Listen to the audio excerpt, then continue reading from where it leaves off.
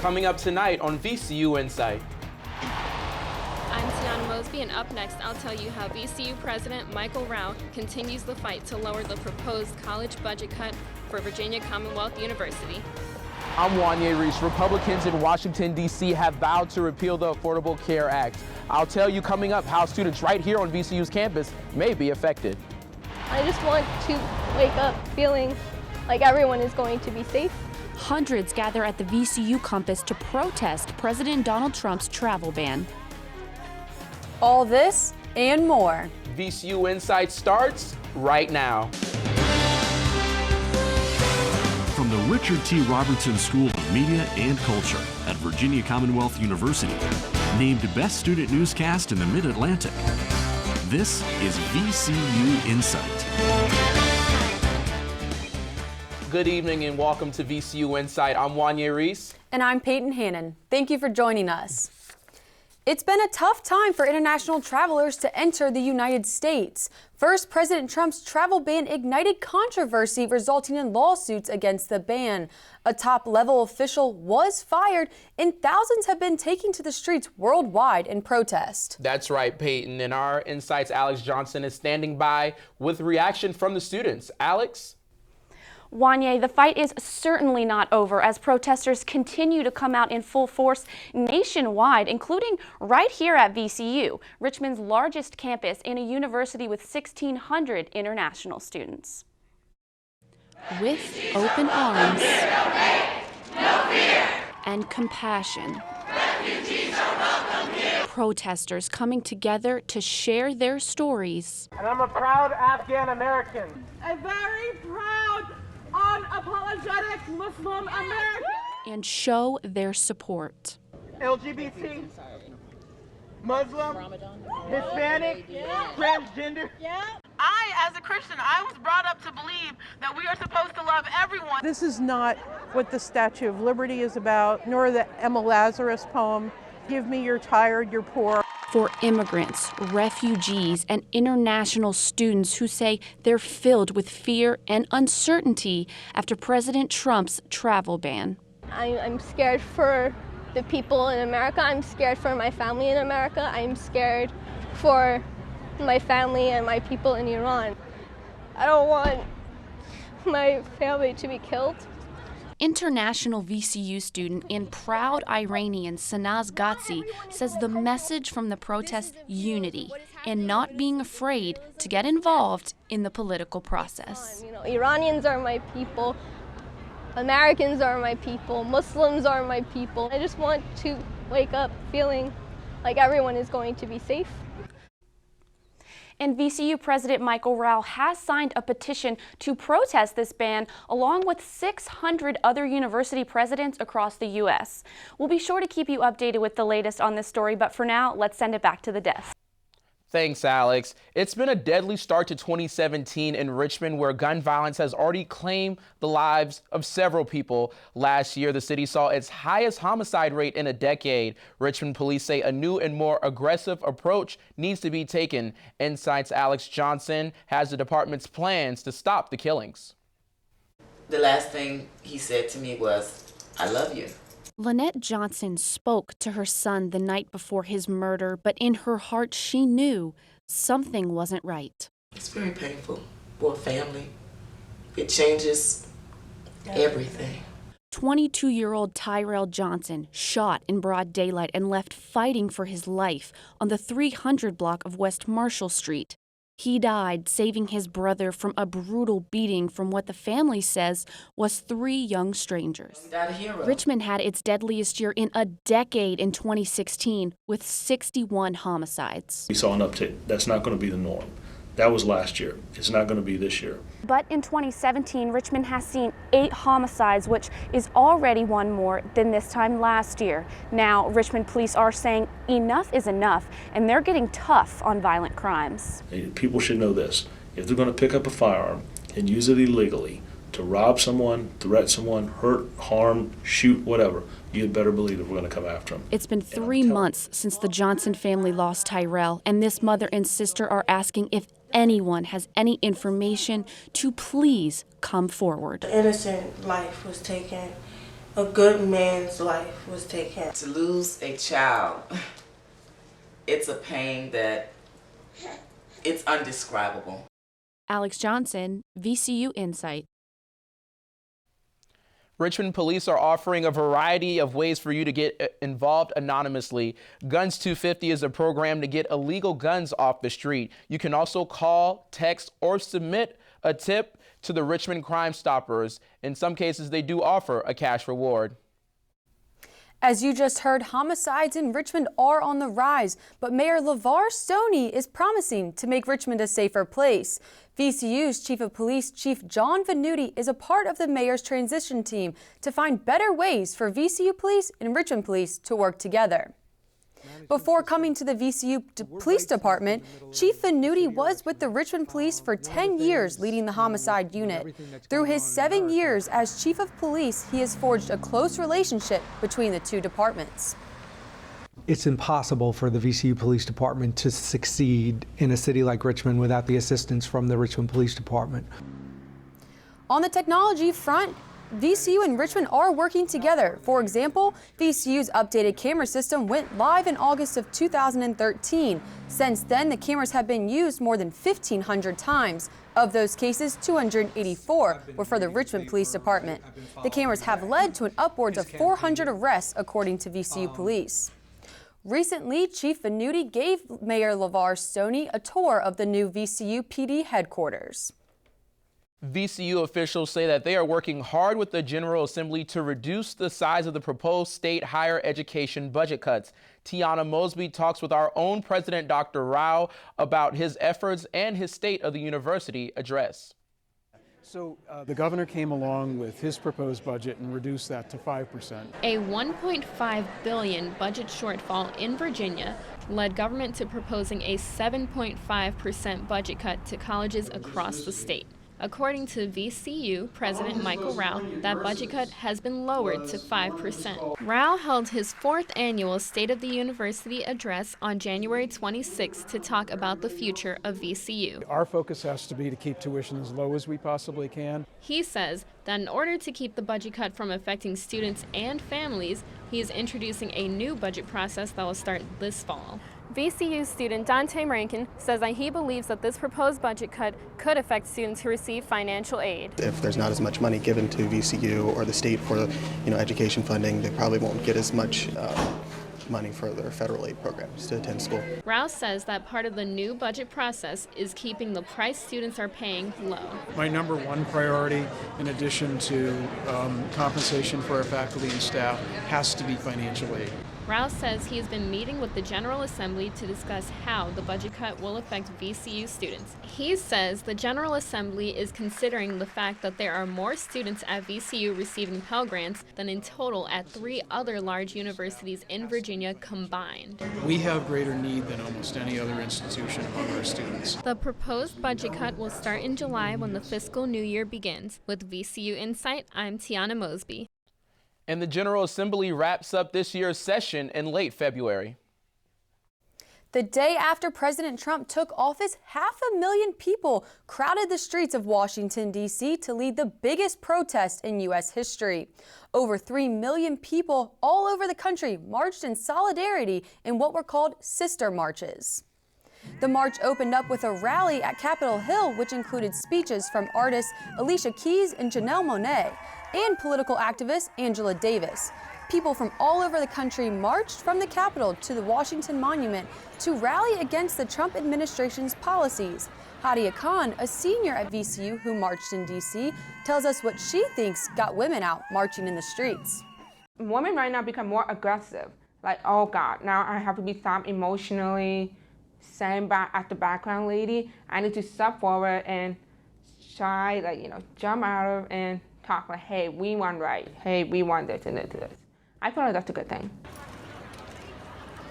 Protests continue across the country as the Trump administration continues to roll out executive orders and cabinet appointments. Coming up, we'll tell you why thousands of women marched in D.C. for a different cause. And we will show you how young adults are coping with the possibility. We've never been very good at sitting still. Maybe that's why we built our campus in the middle of a city. Why we put our classrooms on riverbanks, in Fortune 500 companies, even on stage. At Virginia Commonwealth University, learning happens everywhere. What matters most is how you make it real. For the 44th year in a row, pro-life advocates took to the streets of Washington, D.C. This was just days after President Trump announced his plans to defund Planned Parenthood and cut off funds for any group that promotes abortions overseas. InSight's Alexandra Sosick takes us to the nation's capital. My mother was raped, and so I came from that, and I feel like a lot of mothers in that position, their first option would be to abort the child. But I'm very proud of my story. 15-year-old Allie Blackwell is one of thousands of participants who paraded down Constitution Avenue at the 2017 March for Life. Blackwell says she's been marching for the past few years. I'm very happy to say that I'm alive, my mother is fine, we both love life. The march took place the same week President Trump reinstated the Mexico City policy, also known as the Global Gag Rule. Steve Antosh says he thinks that was a step in the right direction. If there's anything worse than killing babies, it's maybe forcing taxpayers to pay for it. According to published reports, the policy prevents international organizations from receiving government money if they perform or promote abortions in other countries. This year's March for Life comes just days after President Trump signed an executive order reinstating the Mexico City policy. And while these people are excited about it, not everyone is. LaTanya Mapfret, executive director of the International Planned Parenthood Federation, said in a statement, quote, "It is astounding that following a weekend during which 1 out of every 10 Americans marched in a historic showing for women's rights, the Trump-Pence administration would instead use their first week in office to attack the most vulnerable women in the world." The fight between pro-life and pro-choice will likely continue, and it's clear both sides will have their voices heard. Alexandra Sosick, VCU InSight. Planned Parenthood said it would give up the $100 million it receives annually, but it will continue to provide and promote abortions. Repealing Obamacare has been the top priority for the GOP and for the past 6 years, which could become reality under the new Trump administration, which could result in the loss of health care coverage for those under 26 currently on their parents' health plan. Here's more on the story. Republicans and President Donald Trump have made it their mission to repeal Obamacare. 18 million people could be affected if the bill is repealed, according to the Congressional Budget Office. Shayla Sanders, a VCU graduate, said she would be without health care insurance if the bill is in fact repealed. With the repeal, and if I did not have health care, I would have to drop my primary care physician. And of course, anything that happened, I would just need to go to the emergency room like every other uninsured person. Though Shayla now has insurance with her new job, before Obamacare, her and 1 million young adults would have been uninsured, according to the U.S. Department of Health and Human Services. Now Republicans in Washington, D.C. have vowed to repeal and replace Obamacare. So if it is in fact replaced and not repealed, it could have huge implications on young adults. A PhD candidate told me the effects a repeal could have. So one of the major provisions that the ACA did was allowed young adults to stay on their parents' health insurance until they were the age of 26. And we know that probably about 3 million young adults gain insurance that way.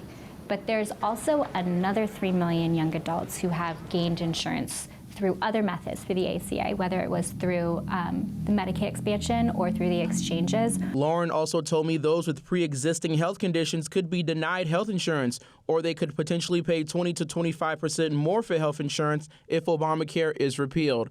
I'm Wanye Reese, VCU InSight. President Donald Trump did an interview with Fox News' Bill O'Reilly, and he said that a repeal is at least a year away. Do you think that Richmond is the kindest city in the country? Well, Richmond's Entrepreneur Assistance Program is trying to make that a reality through their new kindness campaign. InSight's Coley Carey sits down with REAP's director Karen Hannon and Aspire director Dr. Aaron Brown to learn more about this campaign. Coley? Thank you, Peyton. I'm here with REAP director Dr. Karen Hannon and Aspire director Dr. Aaron Brown. Thank you for joining us, ladies. Delighted to be here. Thank you for having us. So first off, can you tell us a little bit about what REAP is about? Sure. REAP is a local nonprofit. We do job training and employment for people with disabilities, and we also help entrepreneurs, artisans, lots of people with disabilities, or bakers, photographers, painters, all sorts of wonderful things that I can't do.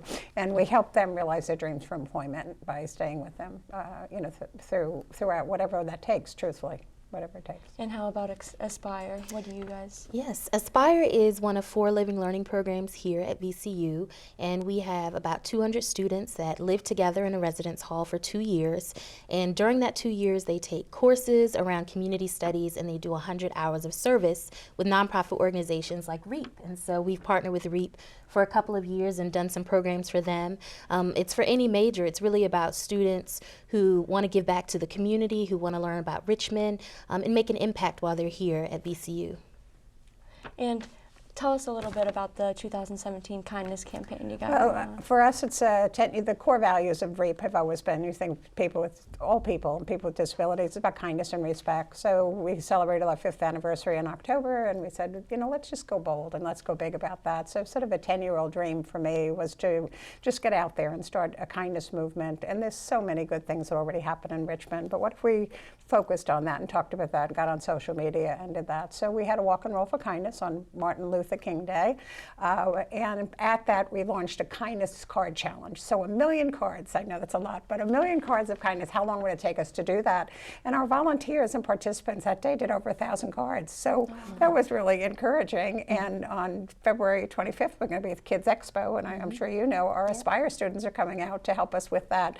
So if we could do in 4 hours with about 600 people attending 1,000 cards, can't imagine what's going to happen on February 25th at the Kids Expo with the Aspire students. So just think about those cards being received and then what it does for the person who's sending it, just to try to take 5 minutes to be intentionally kind to somebody else. So it's kind of exciting. So in addition to the cards, is there any sort of challenges you're doing on social media? Well, the card thing is on social media. For us, I call it a butterfly effect, and that's not my term, it's an original term. But if everybody that I talk to about kindness, it's like, well, wait a minute, that's a good idea, but what else could we do? So, if you think VCU students, what you want to participate in, your students have already done that, right? Yeah. They've already done cards. Well, you talk our about students recently, with some of the immigration things that have been happening, there was a call made by the IRC for refugees who are here in Richmond now to give some words of encouragement. So we actually spent last week making some cards for them, and we're really just encouraging our students to get involved. And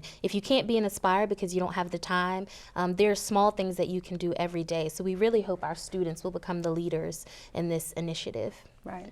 So go ahead. For students outside of Aspire, how can VCU students get involved? Yeah. I think the most fun thing, you mentioned social media, and I'm kind of an old lady, so I'm not as good at that as you are going to be, but I'm learning. But I think, I always think of the Ice Bucket Challenge, where you say, hey, we're doing this, and now I tag 5 people to do that. So could we do that at VCU? Could we notice those acts of kindness, do that acts of kindness? And I know we were talking about people who pay for your coffee at Starbucks or do something. Take a minute just to make that connection. It's all about relationships with everything. Richmond's a beautiful small town.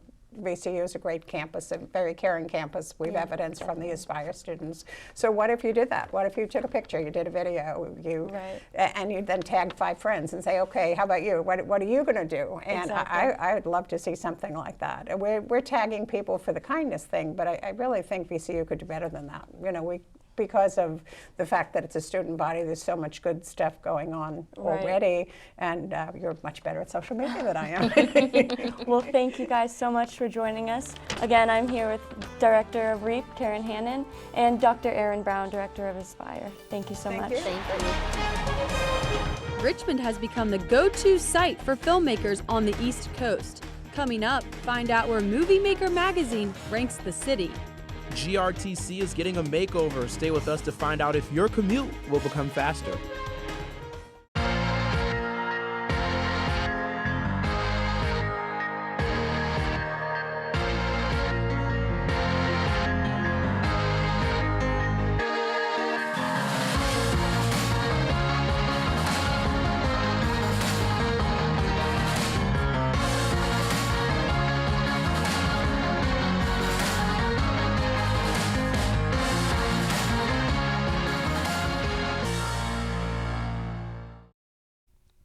Our very own VCU professor Bill Oglesby recently produced a 1-hour documentary on gerrymandering. And our very own InSight's Nora Deer is with him. Nora? Thanks, Peyton. I'm here with Dr. Bill Oglesby, a professor at VCU and producer and director of a new 1-hour documentary called Jerry-Rigged, Turning Democracy on Its Head. Thank you for being here, Bill. Thanks, Nora. It's nice to be here. So the whole concept of this film is about gerrymandering. Can you explain to us what that concept is and how some of the negative effects of it?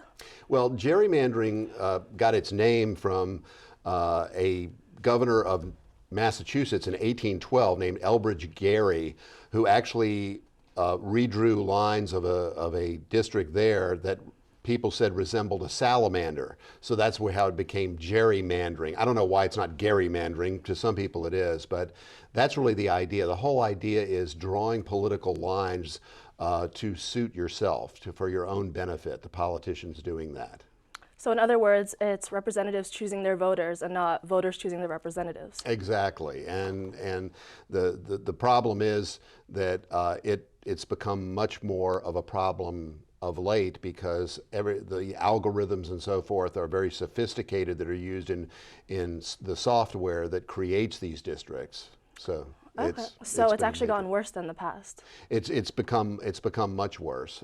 They can literally know, who in any given neighborhood, how they feel, where they're likely to vote based on the magazines they subscribe to and the things they answer on Facebook and all of this. And so they can just very creatively draw lines around whole neighborhoods or even individual houses.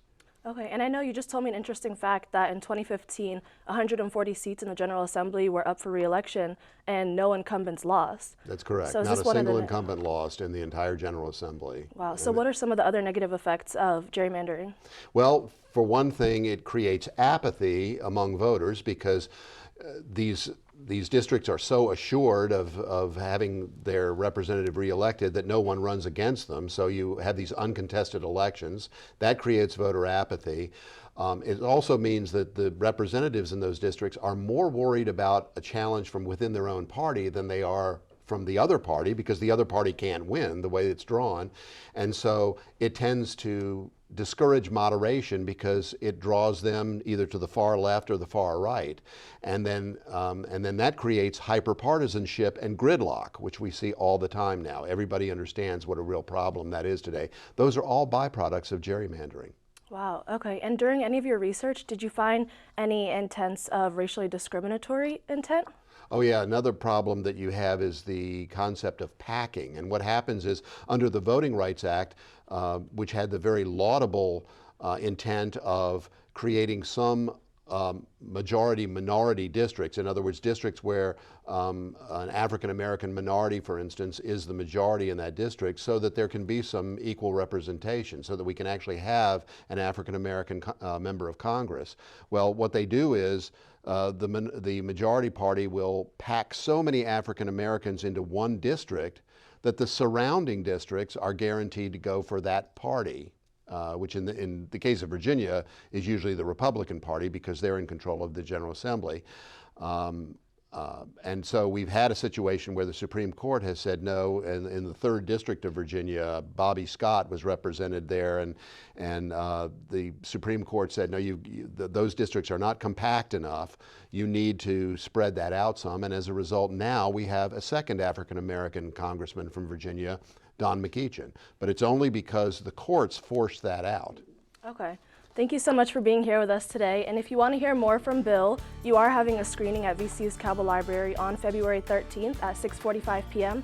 And that'll be followed by a Q&A with you and the executive director of One Virginia 2021, correct? Right, with a public interest group, and then we'll have a reception, and it's open to the public. All right, thank you. Back to you, Peyton. And if you ride the bus in Richmond, you may be getting to your destination a little bit faster, and GRTC is asking for your help.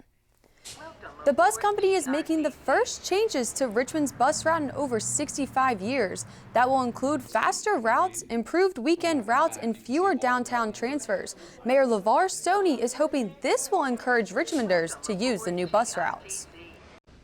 This means more reliable and dependable service for Richmond's residents. that you can actually get on a bus, get from your place of work back home in a timely manner, and spend that time, that extra time that you will gain with your families and with your loved ones. And you can still voice your opinion about the new routes by filling out a survey online at richmondtransitnetwork.com. Richmond has been recognized as one of the best places to live and work as a filmmaker for the second year in a row. In its annual ranking, Movie Maker magazine listed Richmond 5th among small cities. Reporter Coley Carey has more on the story. Blood's been spilled to afford us this moment now. You may have seen the Academy Award-winning film Lincoln or the more recent film Loving. But what you may not know about these movies is that they were filmed right here in Richmond. VCU Art Cinema program allows its students to participate in local productions, giving aspiring filmmakers hands-on experience while working on a real film set. Filmmaker and VCU Art Cinema professor Danny Caporletti has helped with several projects in Richmond, including Lincoln and PBS original series Mercy Street. Caporletti says the program was created in an attempt to grow the film crew workforce in Richmond and surrounding areas. If you go to any professional set in Richmond right now and look around, you are very likely to see a VCU Art Cinema student. VCU Art Cinema student Monica Woolsey worked on the set of the film Loving and says it was a great learning experience. Loving was a once-in-a-lifetime experience. It was, so far the best film set I've ever been on. While the presence of film in Richmond brings the community entertainment, the industry also helps by creating more jobs and opportunities right here in the city. In a city like Richmond, when you have a TV show in town for 6 months, well, that employs a lot of people for 6 months, right? According to the VCU Art Cinema webpage, in 2013, film production brought $328.4 million into the state of Virginia, along with 2,061 jobs. This is Coley Carey reporting for VCU InSight. The Virginia Production Alliance held their annual State of the Industry event on February 9th to celebrate and discuss film and TV in Virginia. Hundreds of people jumped into the freezing James River, all to keep Virginia beautiful. People showed up in record numbers to the 3rd annual Shiver in the River. The morning started with a community cleanup around historic Tredegar. A 4-legged friendly 5K walk or run followed, but the most anticipated event of the day was the jump into the James. Each participant had to raise a minimum of $75. Some got their feet wet, while others took the plunge, celebrating in the water. Mike Rosen, Vice President of Marketing and Communications at Keep America Beautiful, was excited to make the jump. That's really what we're all about. We believe that lasting change happens when people work together, and this is just another example of it. Keep Virginia Beautiful says the money raised from the event will go towards programs to keep Richmond and Virginia clean. If you want to help out, visit keepvirginiabeautiful.org. And that does it for this episode of VCU InSight. Make sure to check out our website at insight.vcu.edu. You can also follow us on Twitter, Instagram, and Facebook under VCU InSight. And please contact us with any stories you'd like to hear on our show. And if you missed our show or if you just like to watch it again, you can find us on YouTube at VCU InSight. Thanks so much for watching. I'm Wanya Reese. And I'm Peyton Hannon. We'll see you next time.